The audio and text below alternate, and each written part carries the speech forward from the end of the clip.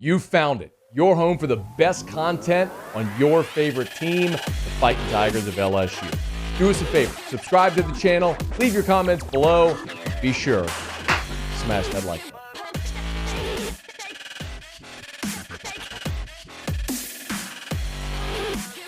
Pig Cage has entered the transfer portal. A day ago, we told you about Josh White, the linebacker, who had entered the portal. Today, it is safety Pig Cage. He put a graphic up on Twitter. It was actually last evening when he announced, or it was this morning, I guess, when he put up the graphic that he's entered the transfer portal. But Pig Cage will finish his college career elsewhere. He's tweeted some offers that he's gotten from some places. UTSA is one of them. Look, Pig Cage played 8 games last year. He started the Texas Bowl. But I would argue, honestly, and I wish him nothing but the best. Like, sincerely hope. I want that for all these guys, to be able to go and achieve whatever the best version of themselves they can be. The reality is, though, LSU's not winning anything with Pig Cage at nickel or at safety. It's just the reality. I mean, that's the problem. I mean, the reason you got walloped in the Texas Bowl is because you had Pig Cage starting at safety. I'm not saying it's his fault, but you're not, like, at LSU, you have a standard, which is win championships.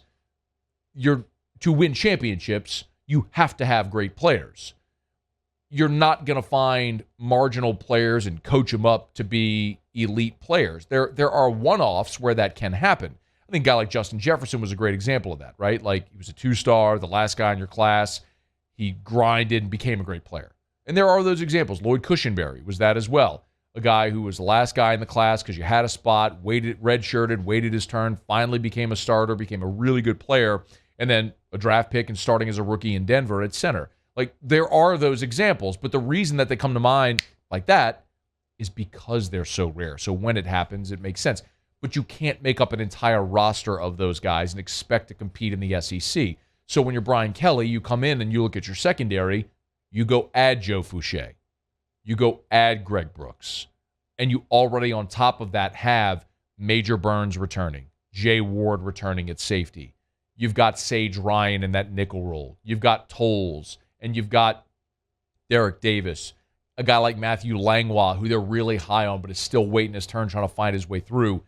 That's whenever you become championship caliber. When even the dudes that are 3rd, 4th, 5th on the depth chart are highly graded dudes that have an NFL future, but they're struggling just to get on the field because of all the depth you have. That's where LSU needs to be at every position to be back in contention for championships.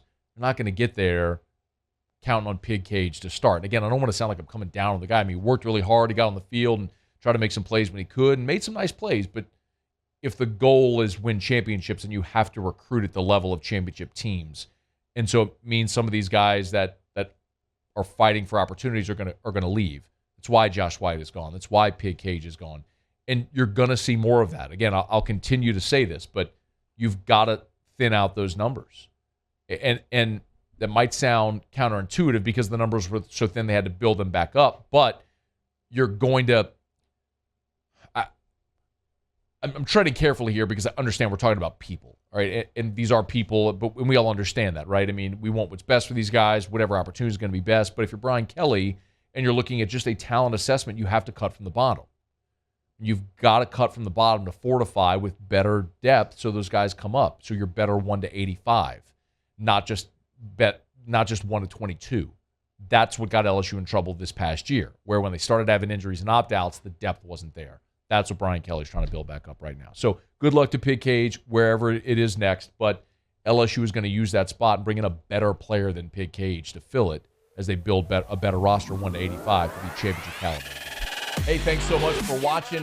Please leave your comments. I love to interact. And be sure to hit the red subscribe button below.